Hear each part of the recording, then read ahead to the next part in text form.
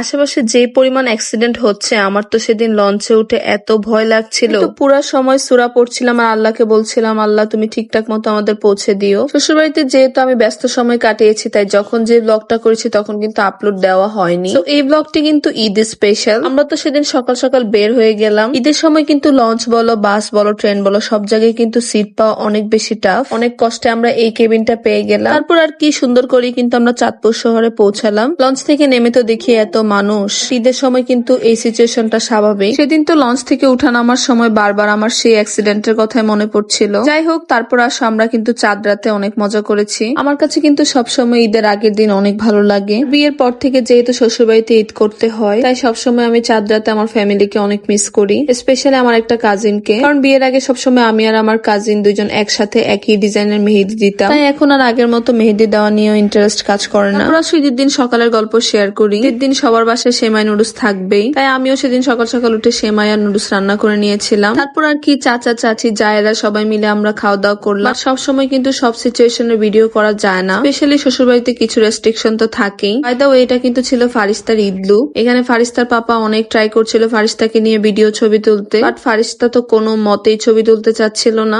এই ঈদে ফারিস্তার কোনো সুন্দর ছবিও নাই। তারপর আসো আমার ঈদ লুক শেয়ার করি। তো শাশুড়ি মা বলেছিল শাড়ি পরতে, তাই বাড়ির সব জায়েরা মিলে কিন্তু শাড়ি পরেছিলাম সেদিন। আর এখানে আমরা সবাই মিলে ছোট ছোট ভিডিও আর ছবি নিচ্ছিলাম। এটাও আমার একটা যাই হোক, সব মিলে এবার ঈদটা কিন্তু ভালোই কেটেছে। তারপর আবার ঈদের দিন আমার চাচি শাশুড়ির ঘরে দাওয়াত ছিল, দেন সবাই মিলে চলে গেলাম একসাথে খাওয়া দাওয়া করবো। সো এই ছিল আমার Eid blog. To be honest, আমরা যতটা এনজয় করেছি ততটা কিন্তু ক্যাপচার করতে পারিনি, বিকজ ফারিস্তা এখনো অনেক ছোট, ওকে নিয়ে আমি সবসময় সব সিচুয়েশন তুলে ধরতে পারি না। এনিওয়ে, আজকে ভিডিওটি এ পর্যন্তই। ভালো লাগলে লাইক, কমেন্ট, শেয়ার করে ফারিস্তাস মাম্মির পাশে থাকবেন। আল্লাহ হাফেজ।